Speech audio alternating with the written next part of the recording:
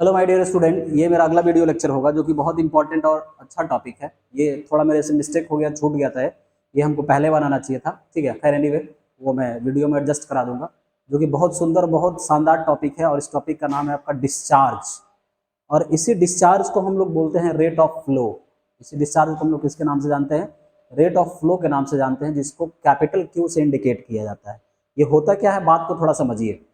ये कहता ये है कि एक सेकंड में, मतलब पर सेकंड में, ठीक है, किसी चैनल या किसी पाइप के थ्रू जितना अमाउंट ऑफ लिक्विड या गैस फ्लो कर जाएगा, ठीक है, एक सेकंड में, पर सेकंड में जो फ्लो होगा, वाटर का मान लो या गैस का मान लो या किसी भी तरीके का फ्लूइड का मान लो, एक सेकंड में जितना क्वांटिटी आपका किसी भी तरह का फ्लूइड का अगर आपका फ्लो कर जाता है, तो उसको, उस पर्टिकुलर टर्म को हम लोग किसके नाम से जानते हैं? डिस्चार्ज के नाम से जानते हैं। जैसे अगर इसी में हम बोल दें कि बाबू ये मान लो कि ये पाइप है, ठीक है, ये मान लो कि ये पाइप है, ये पाइप है, ठीक है, ये पाइप है, और इस पाइप से अगर आपका लिक्विड फ्लो कर रहा है, लिक्विड कुछ भी है, मान लो कि अल्कोहल है, मान लो कि वाटर है, या कुछ भी, किसी भी तरीके का लिक्विड आपका फ्लो कर रहा है, ठीक है, मतलब जितना सेकंड में, एक सेकंड में जितना अमाउंट ऑफ लिक्विड का फ्लो होगा, जितना अमाउंट ऑफ लिक्विड का फ्लो होगा ना, उसी को क्या बोला जाता है? उसी को बोला जाता है आपका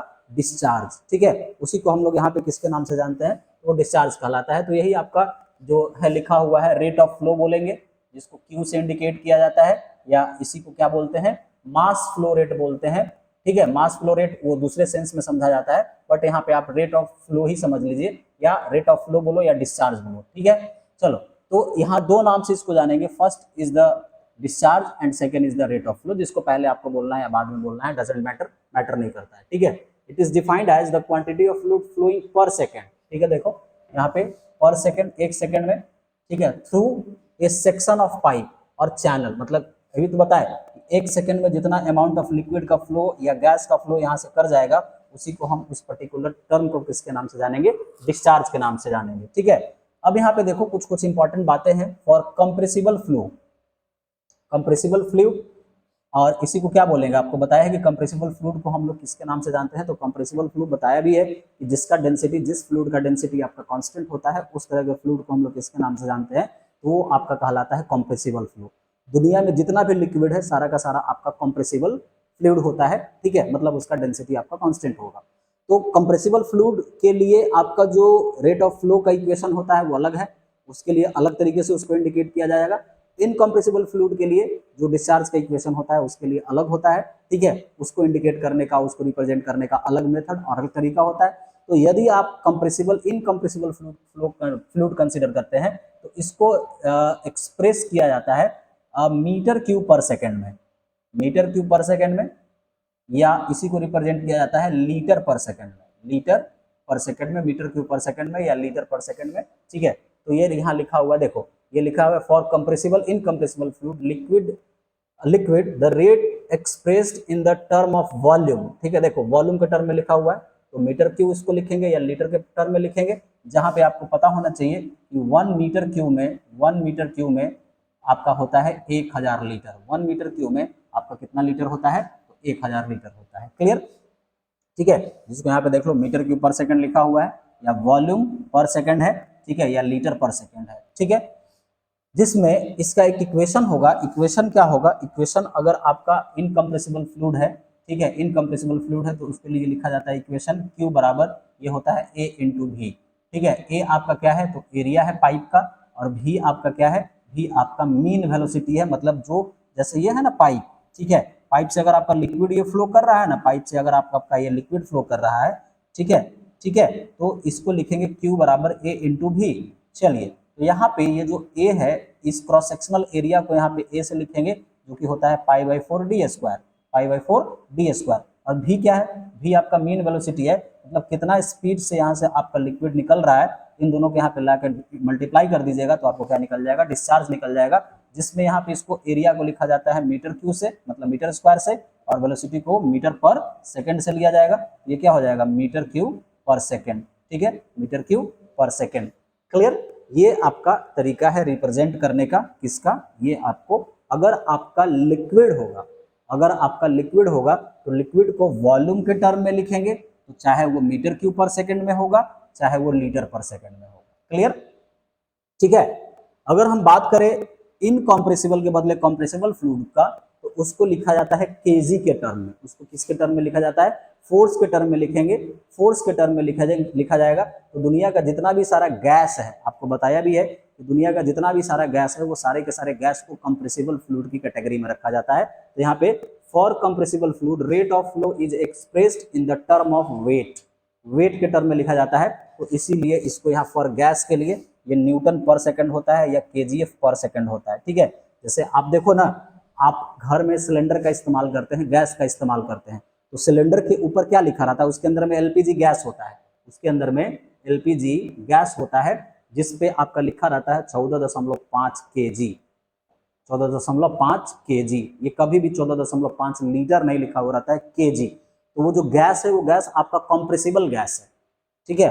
और वो इंडिकेट किया जाता है, उसके डिस्चार्ज को रिप्रेजेंट किया जाता है फोर्स के टर्म में, मतलब न्यूटन पर सेकंड के टर्म में या न्यूटन केजीएफ पर सेकंड के टर्म में। ये सब बहुत इंपॉर्टेंट चीज है, ये सब ऑब्जेक्टिव में पूछता है और इंटरव्यू वगैरह में भी पूछता है कि गैस के लिए हम लोग फोर्स के वेट के टर्म में रिप्रेजेंट करेंगे। बट अगर हम बात करें वॉल्यूम लिक्विड का, तो लिक्विड को हम लोग वॉल्यूम के टर्म में रिप्रेजेंट करते हैं। ये एकदम दिमाग में आप डाल लीजिए। ठीक है। तो डिस्चार्ज क्या है? तो पर सेकंड में जितना अमाउंट ऑफ फ्लो आपका किसी भी चैनल या पाइप के थ्रू होता है, उसी को हम लोग उस पर्टिकुलर टर्म को डिस्चार्ज के नाम से जानते हैं। लिक्विड होगा तो मीटर क्यूब पर सेकंड या लीटर पर सेकंड, गैस होगा तो न्यूटन पर सेकंड या केजीएफ पर सेकंड। ठीक है। और यहाँ पे एक छोटा सा फॉर्मूला आपको बताए थे, क्या छोटा सा फॉर्मूला आपको बताए थे, क्या देख लो कि अभी जस्ट आपके सामने लिखा था मैंने। ठीक है। क्यू बराबर ए भी, क्यू बराबर आपका क्या था? ए भी लिक्विड के लिए, जहाँ ए आपका क्या है? क्रॉस सेक्शनल एरिया है, और ए आपका क्या है? मीन वेलोसिटी बोलो या एवरेज वेलोसिटी। ये इसके लिए, किसके लिए? तो ये है आपका सिर्फ और सिर्फ लिक्विड के लिए। ये सिर्फ और सिर्फ किसके लिए है? ये सिर्फ और सिर्फ आपका लिक्विड के केस में होगा, जो कि बहुत इंपॉर्टेंट टॉपिक है। ठीक है।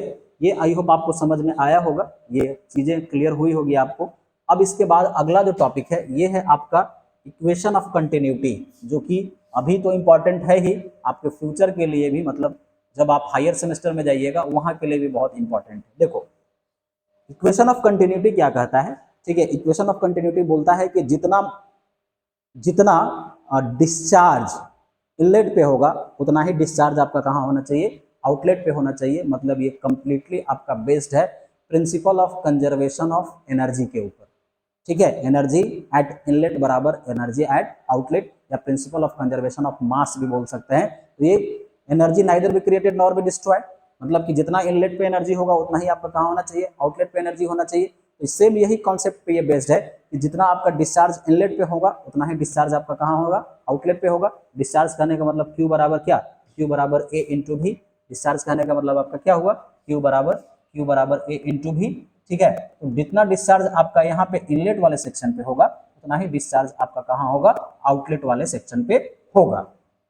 ठीक है। तो यहाँ पे लिखा हुआ है it is based on principal of conservation of मास और एनर्जी। ठीक है। एनर्जी और क्या? मास और एनर्जी पे ये बेस्ड है। चलो देखो यहाँ पे ये कोई आपका एक पाइप का सेक्शन है, ये कोई एक पाइप का आपका सेक्शन है जहां से हम आपका जो है यहाँ से फ्लूइड को सेंड कर रहे हैं। ये डायरेक्शन ऑफ फ्लो है, ये पाइप का सेक्शन है, और ये ऐसे ऐसे जो खींचा हुआ है इसके ऊपर में इंसुलेशन किया हुआ है। इंसुलेशन कहने का मतलब आपका ये हुआ कि यहाँ से आपका एनर्जी का लॉस नहीं होगा, हीट लॉस नहीं होगा। हीट लॉस आपका क्या होगा? जीरो होगा। मतलब किसी भी तरीके का लिक्विड का आप यहाँ से फ्लो कराइएगा तो हीटिंग के कारण जो एनर्जी का लॉस होगा वो हीटिंग के कारण आपका एनर्जी का नुकसान नहीं होगा। इस कारण से इसको क्या किया जाता है कि इसके ऊपर में इंसुलेशन चढ़ा दिया जाता है। इंसुलेशन आपका चढ़ा दिया जाता है, इंसुलेट कर दिया जाता है, कारण कि हीट के कारण आपका एनर्जी का लॉस ना हो। अब यहाँ पे इनलेट पे जो इसका डेंसिटी है ये ρ1, इसका एरिया है A1, V1 वेलोसिटी है इनलेट पे फ्लूइड का।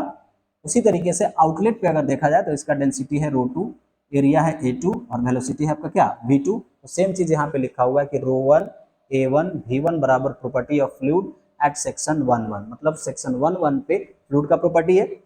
ρ2 A2 V2 जो है वो सेक्शन 2 पे आपका फ्लूइड का प्रॉपर्टी है। तो अगर आप डिस्चार्ज कैलकुलेट करेंगे, इनलेट पे डिस्चार्ज कैलकुलेट करेंगे, Q1 आप निकालिएगा तो सिंपल आप क्या लिखिएगा? A1 इंटू V1 ठीक है, इसको आप इक्वेशन 1 मान लीजिए। अगर आप सेम चीज डिस्चार्ज अगर आप Q2 पे निकालते हैं तो ये क्या हो जाएगा, A2 इंटू V2, इसको आप इक्वेशन 2 ले लीजिए। तो ये किस पे बेस्ड है, principle of conservation of mass या principle of conservation of energy, मतलब कि टोटल डिस्चार्ज एट इनलेट बराबर टोटल डिस्चार्ज एट आउटलेट, मतलब इनलेट पे और आउटलेट पे डिस्चार्ज आपका क्या है, बराबर होना चाहिए। ये मैं नहीं बोल रहा हूँ, ये principal of conservation of energy या मास बोलता है। तो हम क्या करेंगे कि इक्वेशन 1 और 2 को क्या करेंगे, बराबर करेंगे, मतलब यहाँ पे जितना डिस्चार्ज का मान होगा उतना ही डिस्चार्ज का मान आपका यहाँ पे होना चाहिए, मतलब डिस्चार्ज एट इनलेट बराबर डिस्चार्ज एट आउटलेट। तो डिस्चार्ज आपका इनलेट पे कितना है, Q1 है, A1 V1 हो जाएगा। डिस्चार्ज आपका आउटलेट पे क्या है, Q2 है, ये A2 V2 होगा। तो यहाँ पे लिख सकते हैं हम लोग फ्रॉम इक्वेशन 1 एंड इक्वेशन 2, मतलब इक्वेशन 1 और इक्वेशन 2 से क्या लिख सकते हैं कि Q1 बराबर आपका क्या है, Q1 आपका Q2 के बराबर है। तो यहाँ पे क्या हो जाएगा, A1 V1 बराबर A2 V2 हो जाएगा, A2 V2 हो जाएगा। यहाँ पे देखो, यहाँ पे डेंसिटी से ये फ्री है, डेंसिटी से ये फ्री है, मतलब कि जितना डेंसिटी आपका इनलेट पे होगा उतना ही डेंसिटी आपका आउटलेट पे होगा, मतलब डेंसिटी कांस्टेंट है। ठीक है, डेंसिटी कांस्टेंट है, इसका कहने का मतलब ये किस तरीके के फ्लूइड के लिए एप्लीकेबल है, तो ये है आपका इनकम्प्रेसिबल फ्लूइड के लिए एप्लीकेबल है, इनकम्प्रेसिबल फ्लूइड के लिए एप्लीकेबल है। मतलब आपका ρ1 बराबर यहाँ पे क्या है, ρ1 का मान आपका ρ2 के बराबर है, मतलब इनलेट पे डेंसिटी और आउटलेट पे डेंसिटी आपका क्या है, बराबर है, मतलब कि ये लिक्विड के लिए एप्लीकेबल है, A1 V1 बराबर A2 V2। अगर सेम चीज हम अगर कंसीडर कर लें कि भैया अगर फ्लूइड मेरा कॉम्प्रेसिबल हो जाएगा, कॉम्प्रेसिबल हो जाएगा फ्लूइड, अगर आपका कॉम्प्रेसिबल हो जाएगा तो वहाँ पे डेंसिटी आपका कांस्टेंट होता है। ठीक है, वहाँ पे डेंसिटी कांस्टेंट होता नहीं है, नहीं होता है, मतलब कि यहाँ पे इनलेट पे ρ1 है और आउटलेट पे आपका क्या हो जाएगा, ρ2 हो जाएगा। तो यहाँ पे डिस्चार्ज अगर लिखेंगे तो Q1 बराबर आपका क्या हो जाएगा, Q1 बराबर A1 V1 ρ1, ये इक्वेशन नेक्स्ट मान लीजिए तीसरा। और उसी तरीके से Q2 बराबर आपका क्या हो जाएगा, A2 V2 ρ2 हो जाएगा चौथा। ठीक है, और ये कंप्रेसिबल फ्लूइड के लिए है, तो फिर से आपका Q1 बराबर क्या हो जाएगा, Q1 बराबर आपका Q2 हो जाएगा। तो क्या लिखेंगे, A1 V1 ρ1 बराबर आपका क्या हो जाएगा, A2 V2 ρ2 हो जाएगा। ये आपका किसके लिए है, तो जब आपका फ्लूइड कॉम्प्रेसिबल होगा, तो कॉम्प्रेसिबल के केस में आपका ये होगा। ठीक है ना, ये चीजें आपको समझ में आई होगी, बहुत इंपॉर्टेंट है, न्यूमेरिकल के लिए तो बहुत ज्यादा इंपॉर्टेंट है। ठीक है, ये सेम चीज मैंने यहाँ पे आपको समझाया होगा, बताया होगा, ये पूरा नोट्स में आपका लिखा हुआ है, देख लीजिए, देख लीजिए। Q1 A1 V1 Q2 A2 V2 बराबर किए, इनकम्प्रेसिबल फ्लूइड के लिए, इनकम्प्रेसिबल फ्लूइड के लिए है, कंप्रेसिबल फ्लूइड के लिए, गैस के लिए A1 V1 बराबर A2 V2 बराबर A2, मतलब A1 V1 ρ1 बराबर A2 V2 ρ2। ठीक है, अब यहाँ पे एक छोटा सा टॉपिक है, इस छोटे से टॉपिक को भी मैं डील कर देता हूँ। यह है आपका रेनॉल्ड्स नंबर, बस सिर्फ आपको डेफिनेशन जानना है, डेफिनेशन से काम क्लियर हो जाएगा। रेनॉल्ड्स बेसिकली एक साइंटिस्ट का नाम था, अभी आप सिर्फ डेफिनेशन ही जानिए, डेफिनेशन ही आपके लिए सफिशियंट होगा। रेनॉल्ड्स जो बेसिकली नाम है, एक साइंटिस्ट का नाम है। ठीक है, और इसी पे मैंने आपको बताया था कि आपको याद होगा रेनॉल्ड्स नंबर पे बेस था आपका लैमिनार फ्लो और टर्बुलेंट फ्लो। उसमें मैंने आपको बताया था कि अगर रेनॉल्ड नंबर 2000 से कम होगा तो वो फ्लो आपका कहलाएगा लैमिनार, अगर रेनॉल्ड नंबर का नंबर अगर 2000 से ज़्यादा या रेनॉल्ड नंबर आपका 4000 से कम होगा, ठीक है, तो वो कहलाएगा टर्बुलेंट। और रेनॉल्ड नंबर आपको बोले थे कि 2000 से 4000 के बीच में एग्जिस्ट करेगा, तो वो आपका कहलाता है ट्रांजिशनल फ्लो। ठीक है, तो ये अब हम बात करेंगे कि आखिर ये रेनॉल्ड नंबर है क्या। तो रेनॉल्ड्स बेसिकली एक साइंटिस्ट का नाम था, जिन्होंने अपने नाम पे एक्सपेरिमेंट के थ्रू एक नंबर डिसाइड किया, एक लॉ दिया, लॉ नहीं, एक नंबर बताया कि मेरे नंबर पे एक छोटा सा नंबर मैंने डिसाइड किया है, ये छोटा सा नंबर का डिस्कवर किया, इजाद किया, और उन्होंने अपने नाम पे उस नंबर को रख दिया, जिसको बोला जाता है Reynold number. Reynold number basically ratio होता है दो फोर्सेस के बीच का, जो इनर्शिया फोर्स और विस्कस फोर्स। तो इनर्शिया फोर्स क्या होता है, तो इनर्शिया फोर्स जो आप लोग F बराबर ma पढ़ते हो ना, F बराबर ma, इसी को निगेटिव साइन के साथ अगर यहाँ पे निगेटिव लगा दिया जाए तो ये इनर्शिया फोर्स हो जाता है। और विस्कस फोर्स कहने का मतलब टाउ बराबर आप लोगों ने पढ़ा है म्यू du अपॉन dy जो होता है ना, तो यहाँ से अगर F का मान निकाला जाए तो टाउ बराबर F बाई ए हो जाएगा, म्यू du बाई dy हो जाएगा। ठीक है, यहाँ से F का मान अगर निकालेंगे तो म्यू इंटू ए, और ये हो जाएगा du बाई dy। ठीक है, यही दोनों फोर्स के इनर्शिया फोर्स और विस्कस फोर्स के बीच का ये क्या है, रेशियो है। यही यहाँ पे बोल रहा है कि it is the ratio between inertia force, ठीक है, मतलब F बराबर ma, ठीक है, और viscous force of flowing fluid and viscous force of the fluid, ठीक है, viscous force of the fluid, viscous force कहने का मतलब ये वाला फोर्स, ठीक है, इज कॉल्ड क्या, रेनॉल्ड नंबर। तो inertia force by viscous force is called Reynold number. अब ये प्रूफ है इसका, जो कि प्रूफ आपके सिलेबस में नहीं है। अब ये दोनों फोर्सेस का ये वैल्यू और ये वैल्यू रख के यहाँ पे सिंप्लीफाई करेंगे ना, तो ये वैल्यू रख के जब यहाँ पे सिंप्लीफाई करेंगे तो आर ई बराबर वी डी बटा न्यू आ जाएगा, आर ई बराबर वी डी बटा क्या आ जाएगा, न्यू आ जाएगा। ये v क्या है, तो v वेलोसिटी है, d क्या है, आपका पाइप का डाया है, और न्यू आपका क्या है, तो काइनेमेटिक विस्कोसिटी है, कि जो कि आपको मैंने बताया है। अगर यही सेम चीज अगर इन ये आपका किसके टर्म में है, तो ये डाया के टर्म में है, in term of dia, in term of dia, dia के टर्म में है, ये डायमीटर के फॉर्म में है, ठीक है। अगर यही सेम चीज अगर आपको लिखा जाए इन टर्म ऑफ लेंथ, लेंथ के टर्म में अगर इसको लिखना है तो सिर्फ ये जो L बराबर D हो जाएगा, ठीक है, डाया को L से रिप्लेस कर देंगे, ठीक है। तो यहाँ पे क्या हो जाएगा, यहाँ पे RE जो हो जाएगा, RE बराबर हो जाएगा VL बटा न्यू, जहाँ पे L आपका क्या होगा, जहाँ पे L जो होगा वो पाइप का लेंथ होगा, V आपका क्या है, तो वेलोसिटी होगा, जो उसके अंदर से फ्लूइड निकल रहा है पाइप से, ठीक है, ये पाइप से जो फ्लूइड बाहर की तरफ निकल रहा है उसका ये वेलोसिटी होगा, L आपका लेंथ होगा, और न्यू आपका काइनेमेटिक विस्कोसिटी है। काइनेमेटिक विस्कोसिटी बराबर बताया है कि न्यू बटा रो होता है। क्लियर है, चल तो ये बताया। तो सेम चीज यहाँ पे आपको लिखा हुआ है बच्चे, देखो यहाँ पे आपका लिखा हुआ है v mean velocity of the fluid, d diameter of the pipe, pipe का जो डाया होगा, और न्यू काइनेमेटिक विस्कोसिटी है, न्यू आपको यहाँ पे लिखा हुआ है। तो ये दो टॉपिक था जो आपको जानना बेहद जरूरी था, जो मेरे से स्किप हो चुका था, छूट चुका था, ठीक है।